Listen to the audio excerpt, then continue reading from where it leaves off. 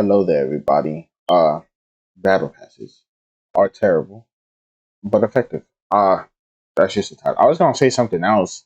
I was gonna be like, why battle passes are terrible but effective, or I don't even know. But I was just curious about this, and yeah, because I buy battle passes sometimes for game time. The amount of XP needed to level up was ridiculous. But one thing that's not fun is Halo Infinite's Battle Pass. Really? Halo Infinite's Battle Pass is bullshit. I get that this is a free-to-play game. Here's a newsflash. They made Halo the Infinite game is free? Play challenge swaps and double XP tokens. Barf. 800,000 I didn't know that was- XP in a 9-week period, and you're mainly just getting filler content with icons, voice lines, and sprays. Nothing. See, bro, if you do a battle pass right, you gotta do it correctly. I feel like Fortnite's done it correctly as of so far, and I'll say COD is doing it relatively correctly too. Like in the battle pass, you need to be able to pay off for other battle passes, right? Using the battle pass, like I feel like that's the progressing thing. through a whole play session of Call of Duty just to get a charm. That's for Cold War? Why do they offer you to buy things on the menu for the wrong game? That is also true. Who does? What? For those unfamiliar with Battle Passes, it's a monetization system where players earn upgrades and cosmetics by simply playing feel the like game Fortnite has and done it right. completing various challenges. Generally, Battle Passes are seasonal, being active for 3 to 4 months, and are then replaced by a new season of content, which starts the process all over again. Battle I just feel Passes like are a way battle for passes should companies always be able to pay themselves off. Like you should be able to buy another battle pass. You know, to one battle keep pass players you buy. hooked, as they're incentivized to spend Because they time want on people to one play the game. to fully progress through its Battle Pass. So it only makes One of sense the to do earliest that. examples of a Battle Pass is in Dota 2. Leading up to the biggest tournament of the year, the International, Valve released the Compendium on May 6th, 2013. The Compendium was a Battle Pass that slowly provided players with extra in-game cosmetics, such as a new courier skin.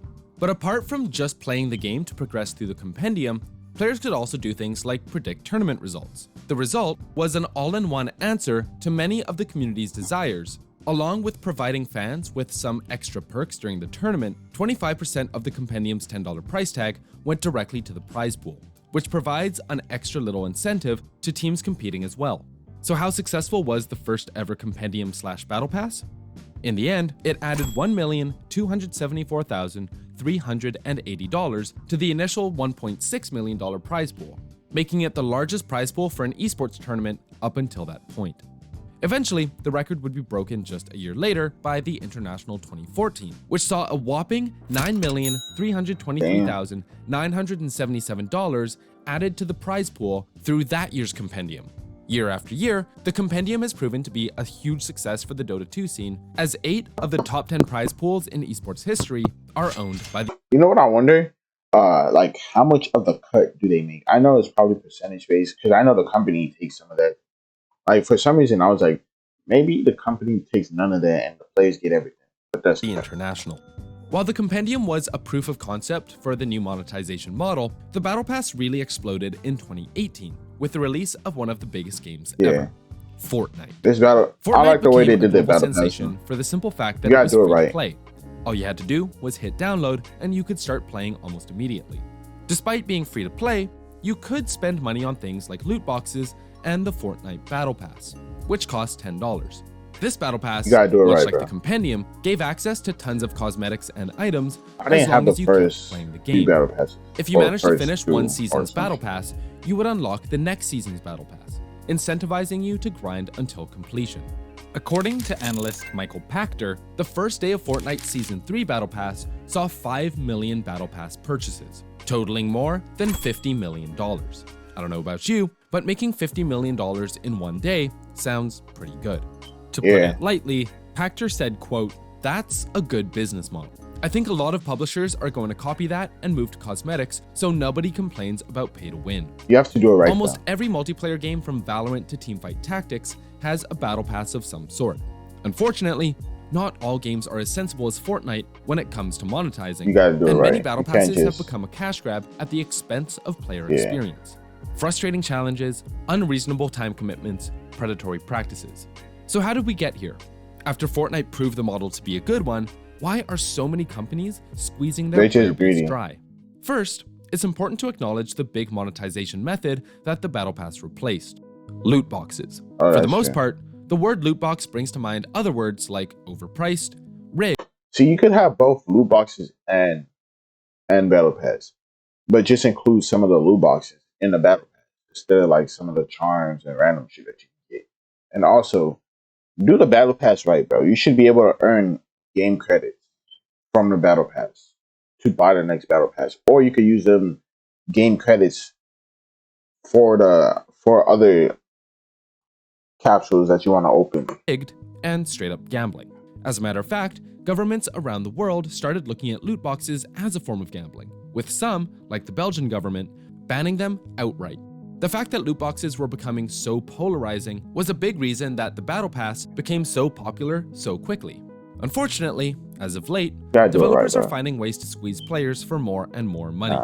A great example of this is League of Legends and its event passes. It started as a battle pass of sorts, with missions that provided rewards and the ability to earn special tokens to buy event-exclusive items. Initially, the pass had amazing value for even casual players, thanks to the variety of ways you could complete missions and how easy it was to farm tokens just by playing the game. Unfortunately, Riot began gradually nerfing the pass, taking away incentive to play game modes like ARAM and reducing the rewards earned through challenges as a whole. On top of that, Riot made it more difficult for you to earn tokens by basing points earned on the length of each game. The community did the math and realized that the new system provided fewer tokens for more game time, especially because points didn't carry over. So even if you played a 40-minute game and only needed a couple of points, most of that game time was effectively worthless. Another prime example of developers squeezing their player base is 343 Industries, who seriously butchered Halo Infinite's initial Battle Pass system. At $10 for the base Battle Pass, or $10 plus a premium fee to instantly earn 25 levels, the Battle Pass seems pretty standard on the surface. However, the way you progressed through the Battle Pass was just not fun for anyone. While most Battle Passes allow you to make progress just by playing the game, doesn't really matter the mode, single player, multiplayer, co-op, Halo Infinite only allowed you to progress through challenges that were fairly hard to complete. In addition, rewards were few and far between, especially in the case of the free Battle Pass, and the rewards just weren't very good for the premium Battle Pass. It didn't even award credits to players. You gotta Meaning award if you completed credit. the Battle Pass once, you'd have to shell out more money next season to start the process That's over again. not. You In gotta general, have. it felt like the Battle Pass was tacked on thoughtlessly, giving crappy items while forcing players. Like even Fortnite, like I think it wasn't until the third season where I got the Battle Pass. And I got that shit for free by just playing the game. Right, I got the first. I played. I don't know actually. I don't remember, but I think I got my first Battle Pass for free. And then after down the line, when I stopped playing for a while, I put $10 in to get it. Players to buy actual good stuff in the store. While 343 quickly responded in Season 2 by providing more challenges that were a little bit easier to complete and frequent rewards for all tiers, it still showed that it's incredibly easy to make a battle pass that's a chore more than anything else. But there was one other key issue with the Halo Infinite Battle Pass that's prevalent in most other games. They take too long to grind. While the job of a battle pass is to keep a player focused on your game, many feel that it has the opposite effect on them instead. For the average person with a job and other responsibilities, the 1 or 2 hours of free time you have each day just doesn't feel like enough time to complete a season's worth of content. Even while a game like Apex Legends is fairly generous with the number of challenges it offers, they typically take quite a while to complete and make the game feel more like a second job than a leisure activity. With how prevalent and effective battle passes have been in recent years, many game developers feel a growing. I mean, so far he hasn't shown any Fortnite ones. Like Fortnite so far has been doing it right. Cause I don't feel like Fortnite's battle pass is a chore. Like I play that shit right now. I'm currently playing it like an hour or less a day. Right? They give you like 3 months, right? I don't know how much other games give you, but they give you about 3 months or 2 months and like a few days or some shit like that. But I don't think, Fortnite's Battle Pass isn't. I don't think it's that grinding. Like an hour a day on Fortnite.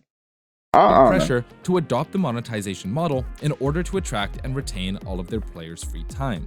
As Rob Fahey, an editor for GameIndustry.biz, But few of them are quote, "There's going to be inevitable attrition from this business model overall, and many battle passes will fail simply because they're going head-to-head with a rival in a zero-sum competition for players' time and attention, not just their money."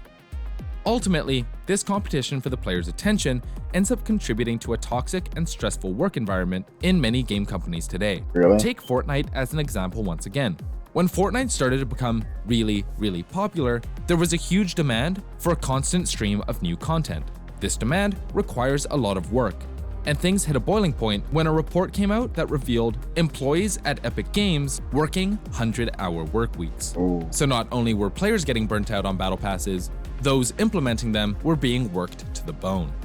The current free-to-play service model is clearly a good one for making money, at least in multiplayer games. But what about single player?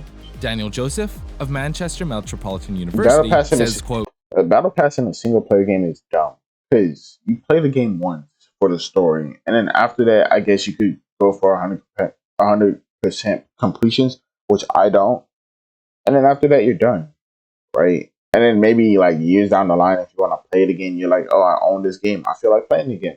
I forgot what really happened, but let's play."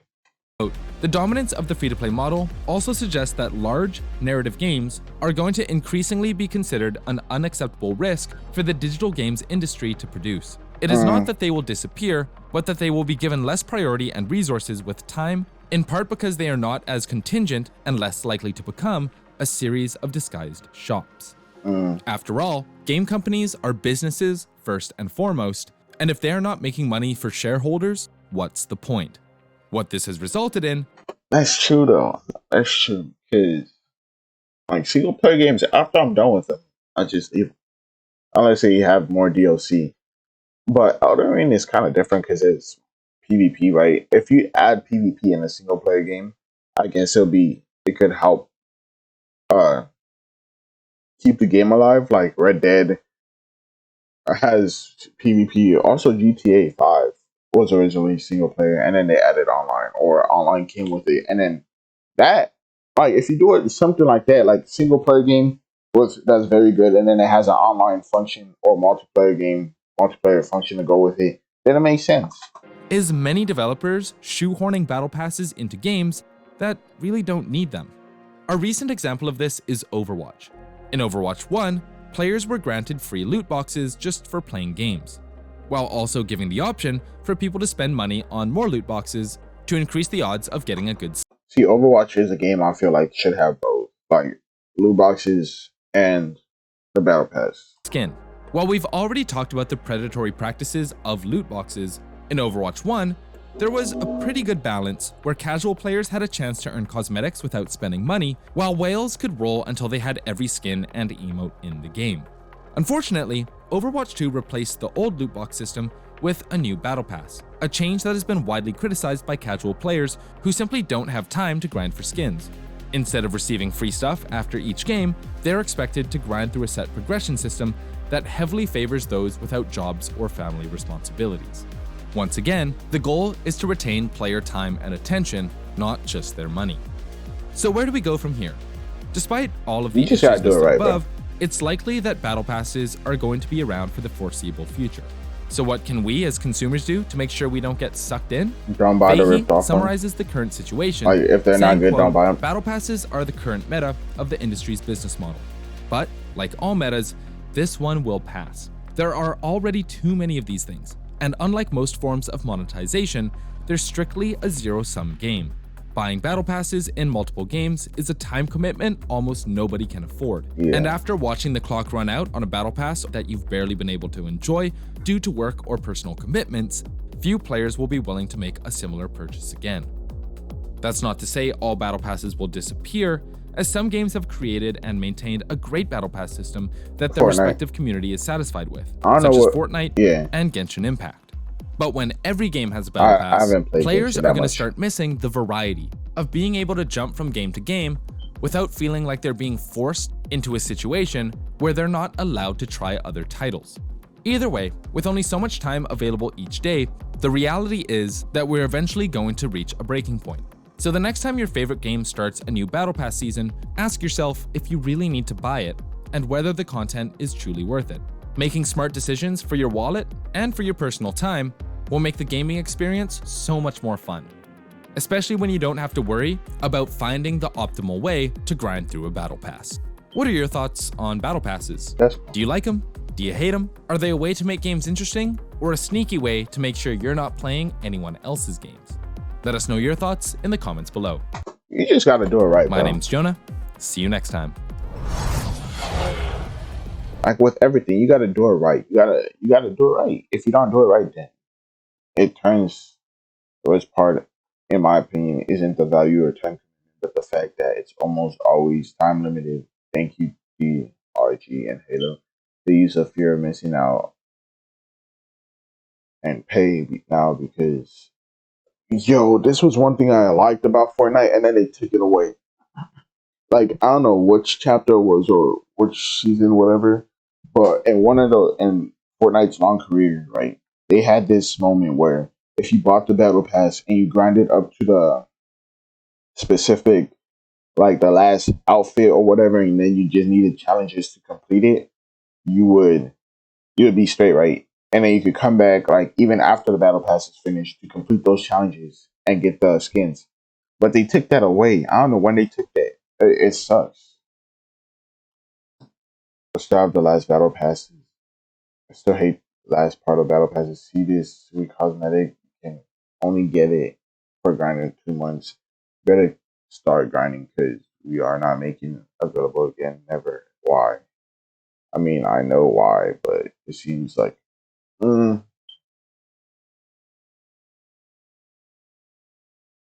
mm,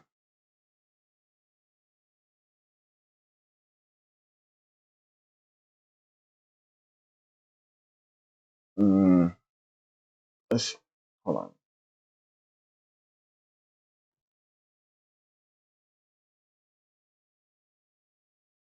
I mean, I guess it should have a limit, because you gotta end the event sometime, right? But it shouldn't be like too grindy. Like Fortnite, I'm pretty sure if you play and do, like, if your sole purpose was to play the missions only every week, I'm pretty sure you could get to 100 and be straight, right? Because that's what I used to do. Like, you might be like a few levels off, and then you might have to play like a few games and get like 20 plus levels. But I'm pretty sure, like, if you did all the missions from week 1 to week 9 or whatever, with however many missions there are, because Fortnite has individual like missions for mission XPs. They have game XP, and then they have the set XP, right? I don't know if every other game has that, because I don't play every other game or buy battle passes on every other game. But I feel like that's good. Like, if you did, like, for Fortnite, right? If you did all of that, I'm pretty sure you could get pretty high, because I used to do that a lot, because I didn't really want to play the game, but I was like, this battle pass is kind of cool. Let me just get it to 100, and then I'll be straight. But let me know your opinion down in the comments. But like, subscribe, see you guys later. Hope you have a good day or night.